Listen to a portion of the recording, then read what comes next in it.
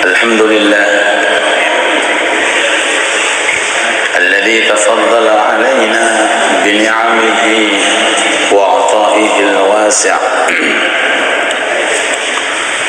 اللهم صل وسلم وبارك وكرم على سيدنا ونبينا محمد المشفوع الشافع، وعلى جميع الأنبياء والمرسلين أولي القدر الرافع، ومن تبعهم بإحسان إلى يوم الوقوف بين يديك يا الله يا جامع. وعلينا معهم وفيهم برحمتك يا أرحم الراحمين. سبحانك لا علم لنا إلا ما علمتنا إنك أنت العليم الحكيم، وتب علينا إنك أنت التواب الرحيم. أما بعد. Semoga dengan kehadiran kita saat ini di rumah Allah, Allah meridhai kita, Allah menyayangi kita, Allah mencintai kita, dan semoga Allah Ta'ala mencatat kita di golongan termasuk orang-orang yang nanti wafat dalam kondisi husnul khatimah. Amin ya rabbal alamin. Sesepuh bini sepuh yang kami muliakan, seluruh jajaran takmir masjid dan segenap para jamaah, dalam suatu hadis Baginda Agung Muhammad sallallahu alaihi wasallam telah menyebutkan beberapa kelompok dan manusia yang akan mendapatkan kemuliaan kelak nanti di padang mahsyar secara khusus, yang mana semua manusia setelah dunia ini sirna akan digiring oleh Allah Ta'ala untuk menuju tempat transit rest area.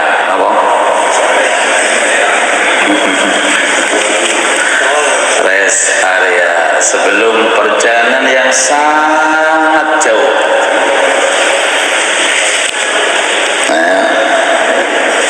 Tapi jangan dibayangin rest area kata rest area mriki.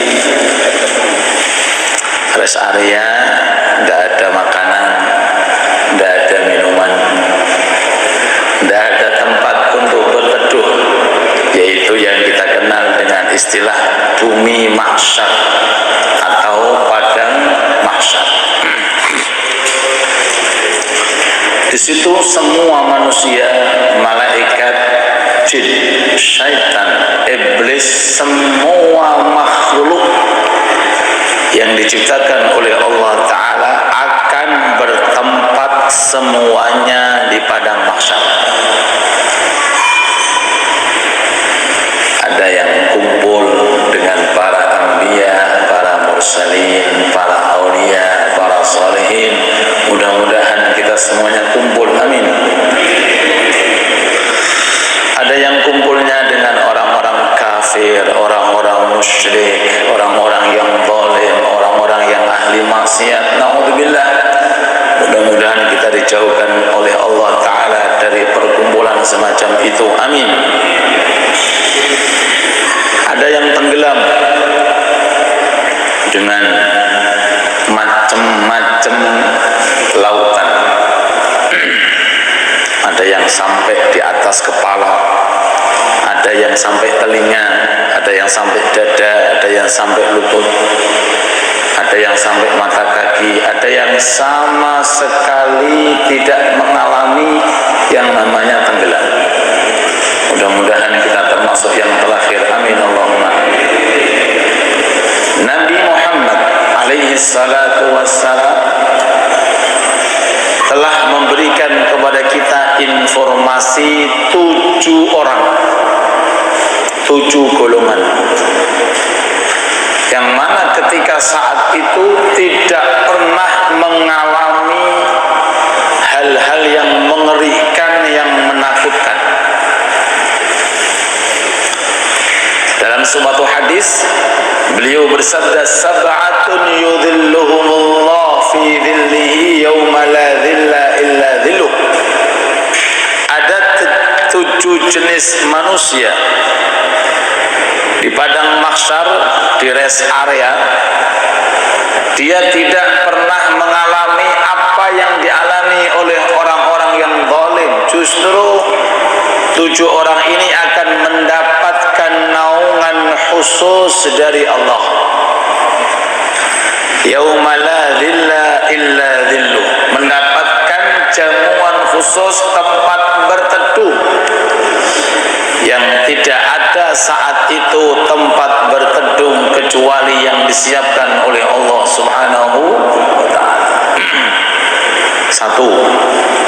Al-Imamul Adil, pemimpin yang adil. Pemimpin yang adil meliputi presiden, meliputi raja, meliputi di bawahnya yang dikasih kekuasaan oleh Allah Ta'ala dan dijalankan sesuai dengan amanahnya.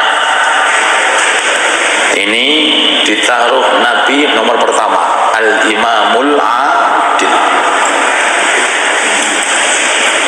Dengan keadilannya menyikapi, menentukan segala sesuatu, diambil manfaat oleh semua rakyatnya, sehingga pahala dan ganjaran yang diraih oleh pemimpin yang adil tersebut disebabkan karena kemakmuran dan karena kecintaan para rakyatnya, sehingga bisa melakukan amalan-amalan ibadah secara tentram, secara aman.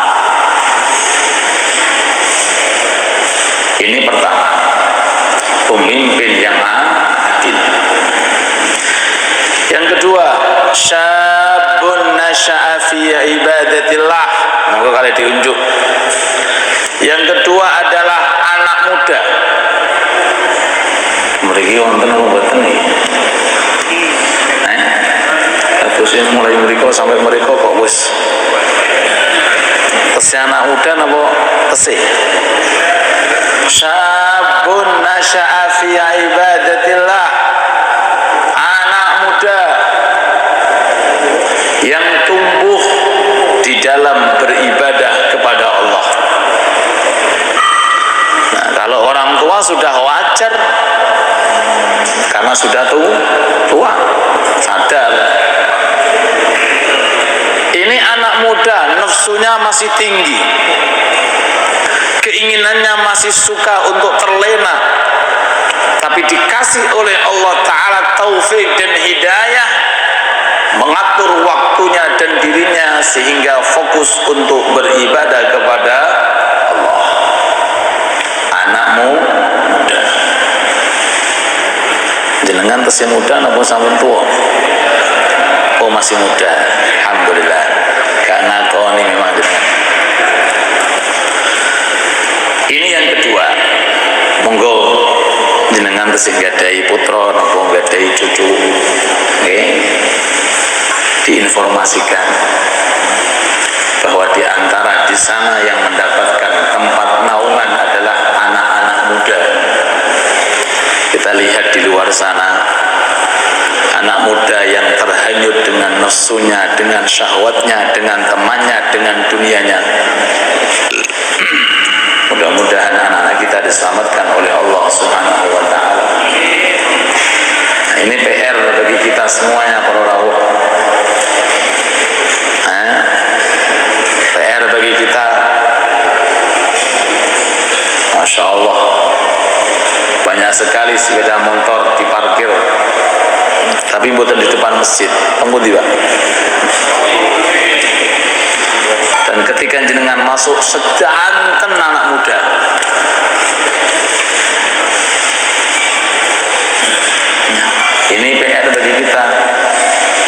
khusus kalau ada orang tua di kalangan kita, tanggung jawab kita.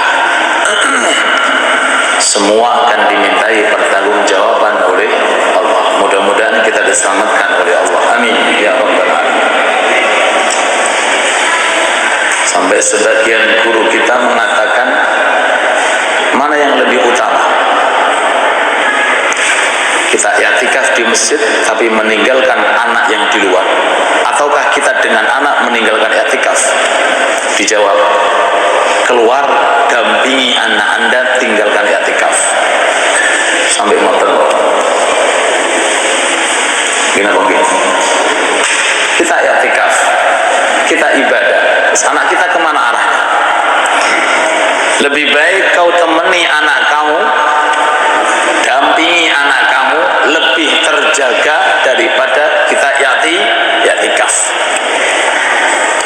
Apalagi kalau kita bisa mengajak anak-anak kita untuk mengenal masjid, untuk mengenal majelis taklim, otomatis pahala kita, kedudukan kita lebih mulia di hadapan Allah Subhanahu wa ta'ala.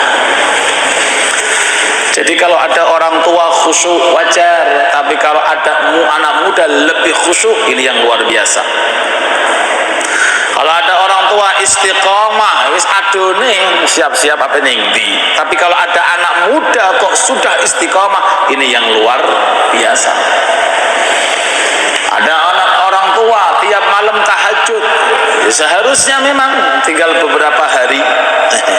Tapi kalau anak muda subhanallah bisa bangun akhir malam tahajud, ini yang luar biasa. Dan setiap orang tua dari kalangan kita pasti berkeinginan agar kita punya keturunan yang saleh dan salihah. Rabbana hab lana min azwajina wa dzurriyyatina qurrata a'yun waj'alna lil muttaqina imama. Yang ketiga, rajulun qalbuhu mu'allakun bil masajid. Kalau ada laki-laki atau perempuan yang hatinya ini cinta terhadap masjid. Bahasa mu'allak itu bahasa digantungkan. Jadi dia di luar tapi hatinya di dalam masjid. Setiap saat berharap kapan sholat dikumandangkan, kapan azan dikumandangkan, kapan ada pengajian. Mu'allakun bil masajid, hatinya diikat Allah Ta'ala dengan yang namanya masjid. Ini ciri orang nanti di akhirat akan mendapatkan naungan dari Allah Subhanahu wa Ta'ala. Banyak orang zaman sekarang dia berbangga karena dia pernah naik hotel, masuk hotel bintang, bukan bintang 7, bintang 70, bintang 70. Semua tempat pernah dimasuki, mall, plaza, dunia pernah. Tapi belum pernah ke masjid. Belum pernah apa? Memang enggak dikehendaki oleh Allah. Ini masjid rumahnya Allah, ini rumah milik Allah. Allah Ta'ala ketika hendak memasukkan ke dalam rumahnya Allah Ta'ala, tidak semuanya akan diundang oleh Allah, hanya orang-orang yang dipilih oleh Allah Subhanahu. Maka beruntung bagi kita semuanya, walaupun belum pernah naik hotel bintang 70. Wonten Mbak bintang 70? Tapi kita alhamdulillah setiap saat dipanggil oleh Allah Ta'ala melalui muadzin, hayya 'alas shalah, hayya 'alal falah, digiring oleh Allah Ta'ala, dijalankan dengan kaki kita untuk bisa sholat secara berjamaah. Semoga kita digolongkan termasuk orang-orang yang dicintai oleh Allah, karena mencintai sesuatu yang dicintai oleh Allah. Amin ya rabbal. Selanjutnya, rajulani tahabba fillah ijtama'a alaih wa tafarraqa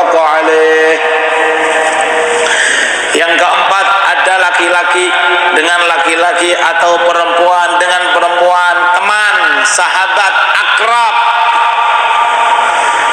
yang menemukan dia karena urusan Allah, yang memisahkan dia juga karena urusan Allah. Bertemunya yang menemukan karena ada ikatan untuk Allah, bahkan terpisahnya pun juga karena ada ikatan untuk Allah. Jamaah bareng-bareng, ngaji bareng-bareng, zikir bareng-bareng, goes, mancing, ngopi. Tahabba fillah ijtama alaih. Kalau ditanya kenapa kau berteman dengan dia, bukan karena hartanya, bukan karena pangkatnya, bukan, atau karena kuatnya, bukan, tapi bertemannya karena urusan Allah. Karena dia senang jamaah, saya menjadi temannya. Karena dia senang ngaji, saya berteman dengan dia. Karena dia punya keistiqomahan, saya ingin seperti dia. Orang semacam ini nanti di akhirat satu sama lain akan memberikan syafaat di hadapan Allah Subhanahu wa ta'ala. Mudah-mudahan perkumpulan kita ini berkumpul karena Allah Subhanahu wa ta'ala. Amin ya rabbal alamin. Diterangkan dalam suatu hadis, ketika Allah Subhanahu wa ta'ala memasukkan seseorang ke dalam surga, masuk di dalam surga, sudah di dalam, tapi kelihatannya termenung, pikirannya susah, padahal yang warga. Ditanya oleh malaikat, ya fulan, kenapa kamu susah gelisah? Ini sudah istana, surga, abadi, selama-lamanya. Apa yang kau pikirkan? Dijawab, dari tadi saya nyari temanku belum ketemu. Nyari apa? Teman. Hubungan kuat sahabat dan teman karena Allah kayak ngeten iki. Kata malaikat, temanmu sapa? Tuh ketika di dunia ngaji bareng, jamaah bareng, sholat bareng. Saya masuk surga, tapi saya nyari teman-teman saya nggak ada. Mana dia? Kata malaikat, transit di neraka. Napa? Transit, saya ada urusan-urusan khusus yang belum selesai. Kata dia, boleh nggak saya memberikan syafaat kepada dia? Kata dia, teman saya nggak bisa enak dewe, itu nggak bisa. Wong capek podo, letih bareng. Di dunia bersama, kenapa di surga tidak bersama? Boleh nggak malaikat saya memberikan syafaat? Apa ada permintaan ahli surga ditolak sama Allah? Nggak mungkin. Kalau ditolak berarti masih ibadah, itu di dunia. Kalau ditolak di dunia, kalau di akhirat sudah nggak ada ibadah, yang ada cuma nikmat saja, dikasih oleh Allah Ta'ala. Silahkan berikan syafaat. Kasih syafaat, medal berau, diangkat oleh Allah. Kata malaikat, manil ladzi syafaat? Syafaat dari siapa ini? Amin nabiyyin, apakah dari nabi? Kata malaikat, bukan. Amin salihin, apakah dari orang saleh? Bukan. Amin waliyin, apakah dari wali? Bukan. Terus dari siapa? Temennya yang ketika di dunia dahulu bersama-sama. Niku nek gadai konco ingkang soleh. Mudah-mudahan Allah Ta'ala berikan kepada kita semuanya. Amin. Ini yang ke berapa? 4.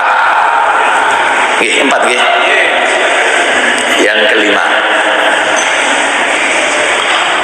rajulun tasaddaqa bi sadaqatin fa akhfaha hatta la ta'lamu ma tunfiqu yaminu.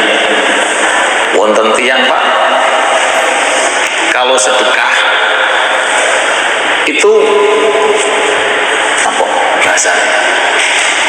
Dirahasiaake sak rahasia nih, sampai tangan kiri nggak tahu berapa yang disedekahkan.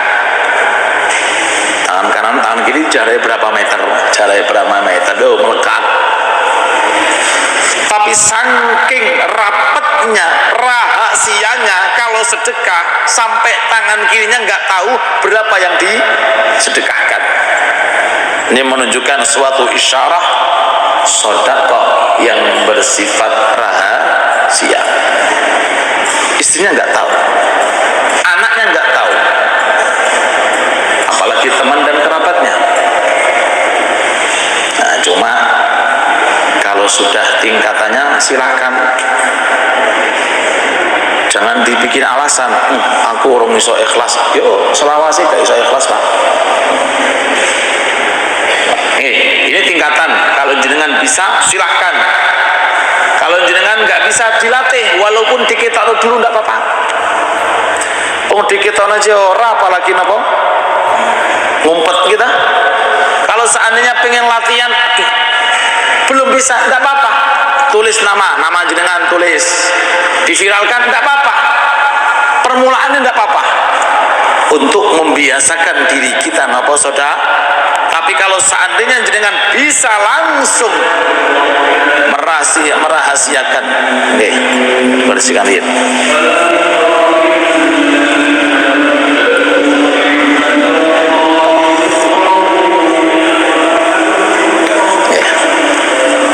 Masya Allah, pembahasan dirahasiakan, ini kelihatan suaranya. Allahumma sholli ala Muhammad. Oke, dirahasiakan. Banyak sekali cerita dalam kitab-kitab salafun as-saleh. Di antaranya ada orang sedekah, kerja dalam hadis nih. Setelah terkumpul uang, dapat uang, dilempar pak. Napa? Dilempar. Ketemu sopo, dipek sopo, yang penting aku sedekah. Paginya diinfokan telah ditemukan sedekah, dan yang menemukan adalah pencuri. Astagfirullahaladzim.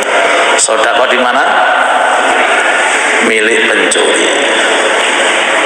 Ya sudah, memang itu rezekinya. Gak ada yang tahu uang dari mana. Yang jelas yang menemukan adalah seorang pencuri. Kerja lagi besoknya, dapat uang, dilemparkan lagi, diinfokan besoknya, pengumuman. Telah ditemukan sedekah, yang menemukan adalah seorang pelacur. Astagfirullahaladzim. Kita ikan sing bener yo sedekahku. Tapi keikhlasan akan membuahkan hasil yang tidak disangka-sangka, karena ikhlas itu ruhnya amal. Tapi tadi sudah saya informasikan, kalau untuk latihan tidak apa-apa, jangan tulis nama dari saya, RT ini, RW ini, CT Omah Kuning, betul apa? Tidak apa-apa, karena sedekah walaupun ria itu kebelakangnya ada hasilnya dimanfaatkan setelahnya. Walaupun saat itu mungkin nggak diterima, tapi kan hasilnya. Ada orang sedekah sarung, ria, aku sedekah sarung, ria saat itu, dikita-kita tidak apa-apa. Tapi kan kemanfaatan sarung ini kan selama masih ada, terus digunakan untuk sholat. Akan tetapi kalau jenengan pengen penglipatan ganda pahala, jenengan rahasiakan. Hari ketiga mengumpulkan uang, dapat uang, kemudian disedekahkan, dilempar, paginya diinfokan telah ditemukan sedekah yang menemukan orang terkaya di desa. Terkaya di desa. Tapi barokah sedekah tadi yang pertama nopo, si pencuri sadar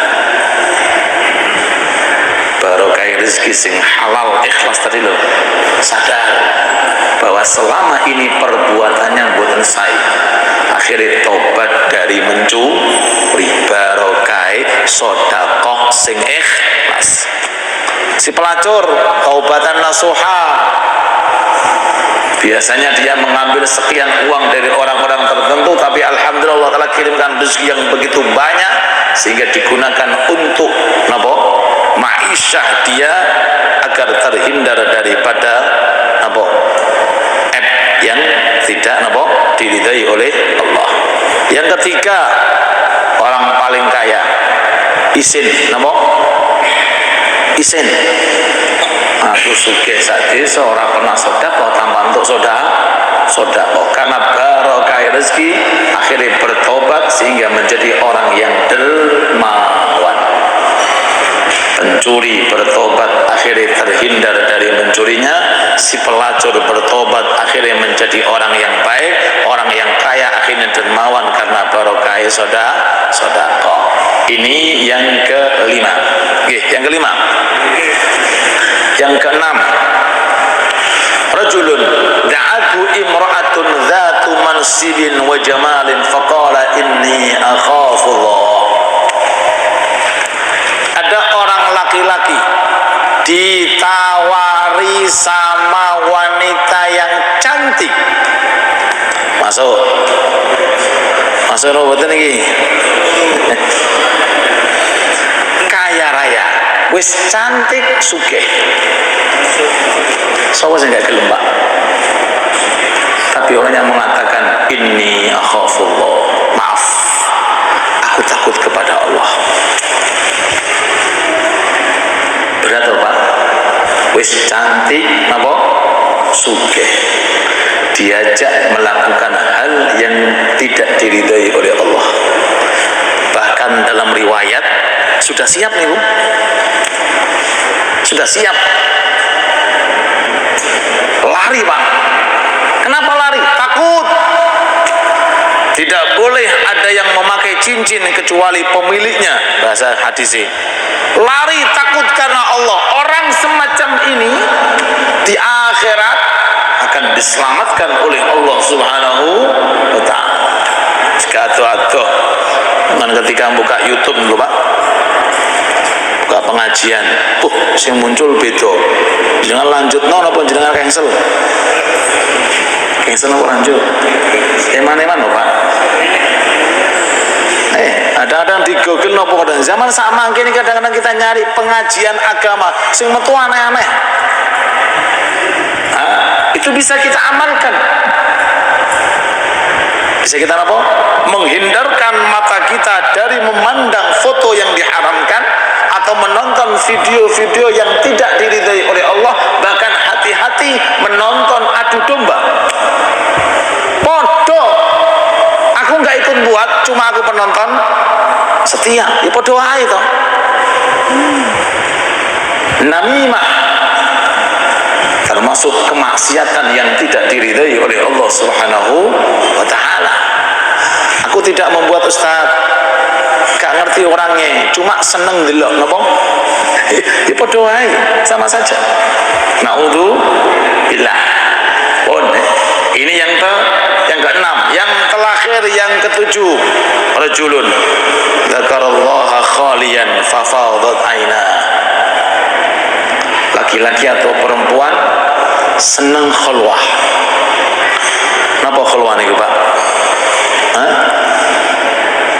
Menyendiri di tengah malam, di akhir malam berzikir kepada Allah sampai melelehkan air mata, menangis karena takut kepada Allah.